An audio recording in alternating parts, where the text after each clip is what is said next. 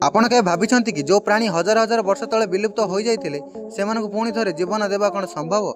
जदि आपण भाबुछन्ती एमिति केबे हबनी ताले आपण भूल भाबुछन्ती। कथा कणी साइंटिस्ट माने विलुप्त हो जाइथिबा प्राणी रो डीएनए को कलेक्ट कले टेक्नोलॉजी द्वारा लैब रे अनुसंधान करी पुणी थरे ताकू जीवन दैछन्ती। आपण ए वीडियो रे देखि पारथिबे ए प्रजाति रो बिलुआ केबुडु विलुप्त होई सारिथिले किंतु ऑस्ट्रेलिया एवं रूसिया रे किछि साइंटिस्ट मिसी विलुप्त हो जाइथिबा प्राणी रो डीएनए को कलेक्ट कले तापर से माने टेक्नोलॉजी को यूज करिकि विलुप्त हो जाइथिबा बिलुआ को पुणी थरे पुनर्जन्म देले। हेले एठी गोटे प्रश्न, जदि विलुप्त हो जाइथिबा प्राणी को आमे पुनर्जन्म देई परिबा ताहाले कोन आमे पुणी थरे डायनासोर को पृथ्वी रे देखिबा? मु कहबा अर्थ कोन पुणी थरे डायनासोर को पुनर्जन्म देई परिबा? आंसर होची नो। काहेकि ना डायनासोर विलुप्त होबार आज को प्राय 66 मिलियन वर्ष रो भी अधिक हेलानी। एते वर्ष पर डायनासोर को डीएनए कलेक्ट करबा त सहज नो। जदि वैज्ञानिक मानक डायनासोर रो डीएनए मिलियला ताहाले डायनासोर पुनर्जन्म हेई परिबो किंतु ए असंभव। साइंटिस्ट को कहबा अनुसार जदि कोनोसी भी विलुप्त प्राणी रो जदि डीएनए मिले ताहाले से माने ताकू बंचाई परिबे। हेले परिशेष रे गोटे प्रश्न, कोन वैज्ञानिक माने डायनासोर को पुणी थरे बंचाई परिबे? आंसर होची नो, केबे भी हबनी। आपनको मतामत कोन कमेंट करी जणांतु।